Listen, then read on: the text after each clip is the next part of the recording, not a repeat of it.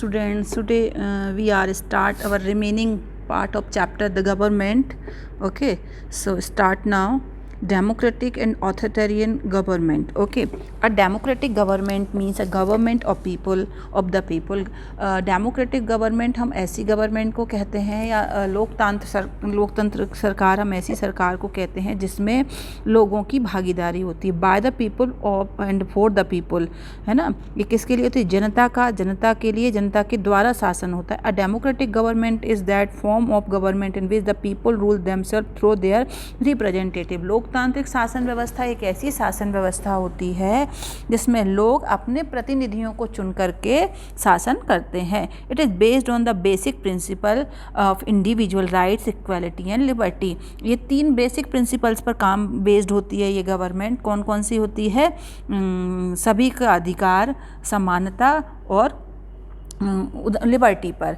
In a democratic form of government, प्रजातांत्रिक शासन व्यवस्था या लोकतांत्रिक शासन व्यवस्था में every citizen has the right to participate in the process of government. लोकतांत्रिक शासन व्यवस्था में हर एक नागरिक को इसमें भाग लेने का अधिकार होता है. Okay, public officers are open to all offices. जो ऑफिसेस होते हैं जो सामान्य जनता के लिए होते हैं वो सभी के लिए खुले होते हैं. It's includes in ideal social system. इसमें एक सामाजिक व्यवस्था होती है. Aimed at social welfare their the fullest development of the human being. इस ऐसी सरकार का उद्देश्य लोगों का विकास करना और सामाजिक उत्थान करना होता है.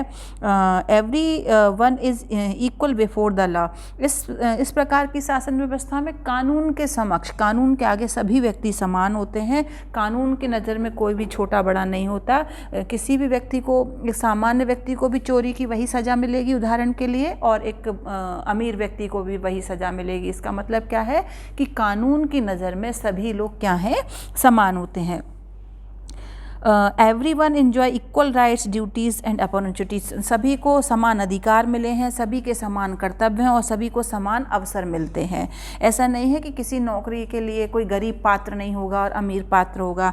इसलिए सब लोगों को समान अवसर भी मिलते हैं. No discrimination is made among citizen. नागरिकों के मध्य किसी भी तरह का भेदभाव नहीं किया जाता है. All citizen enjoy freedom of expression. सभी को अपनी बात को रखने की एक्सप्रेशन मतलब अपनी अभिव्यक्ति की स्वतंत्रता होती है. And authoritarian government is one that is based on force and not on people's choice. Authoritarian government हम ऐसी सरकार को कह सकते हैं जो बनाई जाती है जिसमें लोगं का पार्टी की मर्जी शामिल नहीं होती. Another name of authoritarian government is dictatorship. इसको हम डिक्टेरोशिप या तानाशाही सरकार भी कह सकते हैं.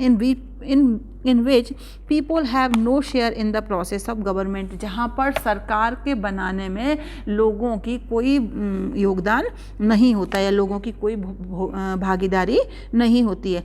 Such government does not accept the principle of political equality और freedom of expression. ऐसी जो सरकारें होती है वहाँ अभिव्यक्ति की भी स्वतंत्रता नहीं होती, मतलब अपनी बात रखने की भी स्वतंत्रता नहीं होती है, ना ही कोई हमारे पास राजनीतिक अधिकार होते हैं. People do not have any say in the formation of government.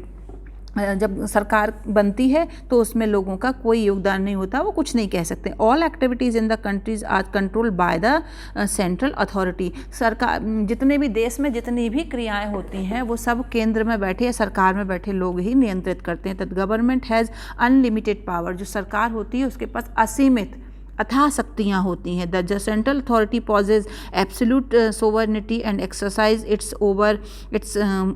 Power as its wish. जो सेंट्रल अथॉरिटी होती है उसके पास पूरी प्रोसेस होती है और उनके पास पूरी ये अधिकार होती है कि सोवरेनिटी पूरी जो एक्सरसाइज करते हैं और सारी अपनी इच्छा के अनुसार वो अपनी शक्तियों का इस्तेमाल करते हैं. ठीक है. But this type of government has some advantage. But ऐसी सरकार के कुछ फ़ायदे भी हैं. क्या हैं? It is said to be efficient and capable of taking quick decision. ऐसी सरकार जो होती है वो तुरंत निर्णय लेने में सक्षम होती है. It is also set to provide strong and stable government. इसी के साथ साथ मजबूत सरकार भी होती है, बार बार चुनाव की आवश्यकता नहीं पड़ती है. But such justification ignore the fact that the common people have no say in day to day government. But जो एक इसमें जस्टिफिकेशन न्याय को थोड़ा सा इग्नोर किया गया है, क्योंकि लोग या जनता की भागीदारी, इस तरह की सरकार में आम जनता की भागीदारी नहीं होती है, ना ही वो कुछ बोल सकते हैं। They have no power to decide how to live their life, और लोगों के पास ये अधिकार भी नहीं होता कि वो अपने जीवन को किस तरीके से व्यतीत करें। तो इस को हम कहते हैं,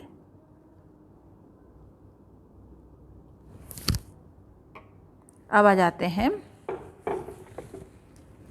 डेमोक्रेटिक गवर्नमेंट पे। अभी हमने पढ़ी थी ऑथोरिटेरियन, अब हम पढ़ रहे हैं इन अ डेमोक्रेसी। एक लोकतांत्रिक व्यवस्था में it is the people who have the right to elect their representative. प्रजातांत्रिक सरकार या लोकतांत्रिक सरकार एक ऐसी सरकार होती है जहां लोग अपने प्रतिनिधियों को वोट डालकर चुनते हैं। ओनली एडल्ट मेल और female who have attend the age of 18 years. अगर हम भारत में देखें तो भारत का हर वह नागरिक, चाहे वो महिला हो चाहे पुरुष हो, हर वह नागरिक जो 18 वर्ष की आयु पूरी कर चुका हो, have the right to vote in these election. इन चुनाव में उसको वोट डालने का अधिकार होता है। क्या शर्त है वोट डालने के लिए? चाहे वो किसी भी भाषा, धर्म, जाति और लिंग का हो, लेकिन केवल उसको 18 वर्ष की आयु उसकी होनी चाहिए। Democratic government how ever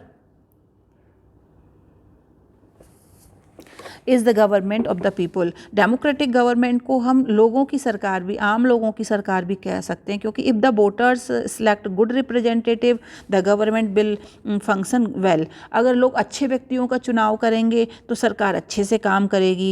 if the selected representative are corrupt और इनकम्पिटेंट, अगर जो हमने जो प्रतिनिधि चुने हैं, जिन्हें वोट डालकर जिताया, वो इनकरप्ट हैं या करप्ट हैं और सही नहीं, मतलब भ्रष्टाचारी हैं, तो वो अपने कामों को सही ढंग से अंजाम नहीं देंगे। The government will be corrupt and insufficient. तो गवर्नमेंट भी कैसी होगी? भ्रष्टाचारी होगी और ठीक से काम नहीं करेगी, उसमें वो पर्टिकुलर योग्यता भी नहीं होगी। A democratic government function well if the citizen are aware their rights and duties. कोई भी लोकतांत्रिक सरकार हो तब अच्छे से काम करती है जब वहाँ के नागरिकों को अपने अधिकारों और कर्तव्यों के बारे में जानकारी हो या जागरूक हो। Citizen have to be vigilant in a democracy. जो आम नागरिक होते हैं वो इसकी देख रेख करते हैं, कि मतलब एक तरीके से देख रेख करने वाले होते हैं कि सरकार ठीक से काम कर रही है या नहीं कर रही है। They often have to take important decision, कि और इसके लिए वो इम्पॉर्टेंट डिसीजंस भी लेते हैं। If they possess adequate knowledge of the problem of their country और reason, they can take correct decision. अगर हमारे को ये नॉलेज होगी कि हमारे पर्टिकुलर क्षेत्र की समस्या क्या है, तो काम और डिसीजन भी सही तरीके से लिया जा सकेगा। Therefore citizen should be keep themselves up to date through newspaper. इसलिए हर एक नागरिक को अपने देश की समस्याओं के बारे में अप टू डेट रहना चाहिए, मतलब पूरी जानकारी होना चाहिए। किसके द्वारा हो सकती है? जैसे हम न्यूज़पेपर पढ़ते हैं, रेडियो सुनते हैं, टेलीविज़न पर देखते हैं, और जो आम सभाएं और मीटिंग्स होती हैं और अदर मीडिया सोर्सेस हैं, उसके थ्रू हमें अपनी देश की समस्याओं के बारे में जानकारी होनी चाहिए। ठीक है। सो अब आते हैं हम रिप्रेजेंटेटिव डेमोक्रेसी पर। इन डेमोक्रेटिक गवर्नमेंट, लोकतांत्रिक सरकार में, people elect their representative who work on behalf of the people. आम जनता जिन लोगों को, जिन प्रतिनिधियों को चुनती है, वो जनता के बिहाफ पर, मतलब जनता की ओर से शासन करते हैं। Political parties put up candidate for election. जो राजनीतिक दल होते हैं वो अपने कैंडिडेट, अपने उम्मीदवार खड़ी करती हैं। Our country is an example of our representative democracy. India जो है या भारत जो है वो लोकतांत्रिक देश का सबसे अच्छा उदाहरण। The parties explain their program to the voters.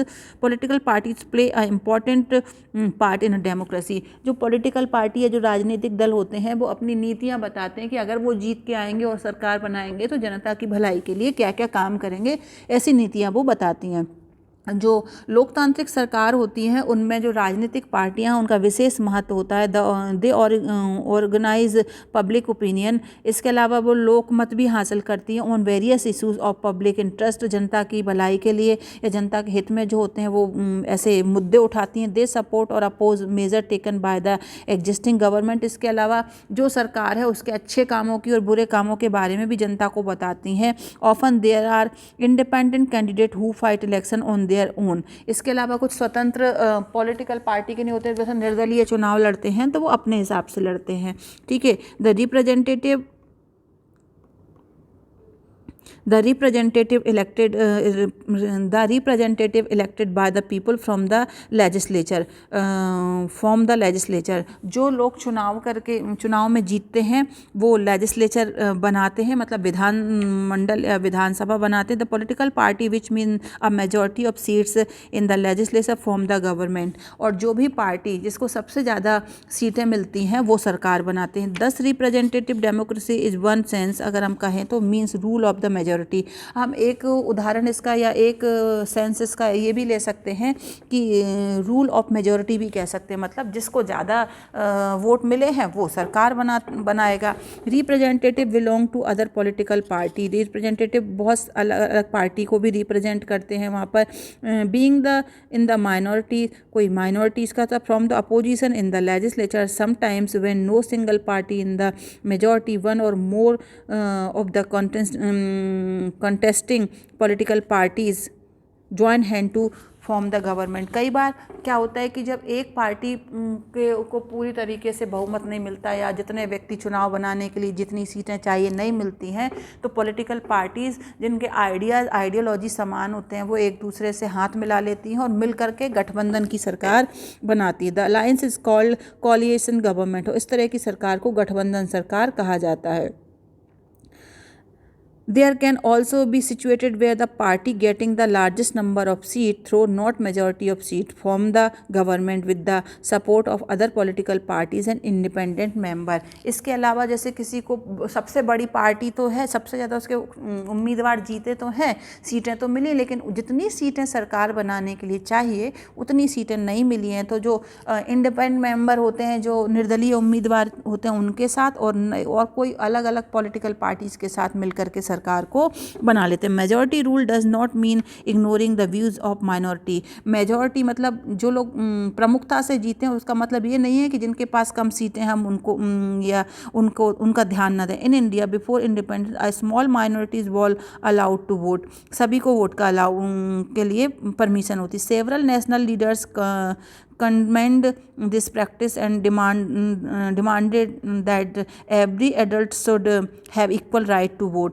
इसलिए भारत में ये स्वतंत्रता से पहले भी था और अभी भी है कि हर एक नागरिकों को वोट डालने का अधिकार होना चाहिए, समान अधिकार होना चाहिए. This is the basic principle of a representative democracy. और जो ये प्रतिनिधित्वात्मक जो डेमोक्रेसी है या लोकतंत्र है, ये इसका आधारभूत सिद्धांत है. It is known as universal adult franchise. इसको हम वयस्क सार्वभौमिक वयस्क मताधिकार कहते हैं. क्यों कहते हैं सार्वभौमिक वयस्क मताधिकार या यूनिवर्सल एडल्ट फ्रेंचाइजी क्या होता है? लिसन प्रॉपरली कि every citizen who has attend the age of 18, Bharat का हर वह नागरिक जो 18 वर्ष की आयु पूरी कर चुका हो उसको वोट डालने का अधिकार होता है. A democracy is successful only when all the citizen have the right to vote. Democracy या लोकतंत्र की सफलता तभी होगी जब भारत के हर व्यक्ति अपने वोट का इस्तेमाल करेगा. तो ये है डेमोक्रेसी. ठीक है, अब इसके साथ ये चैप्टर ख़त्म हो गया. आगे हम नया चैप्टर शुरू करेंगे. इसको प्रॉपर देखिए, समझिए और उसके बाद इसके क्वेश्चन आंसर्स वगैरह आएंगे आपके PDF फॉर्म में, आप उन्हें लर्न करिए. Okay, till then bye.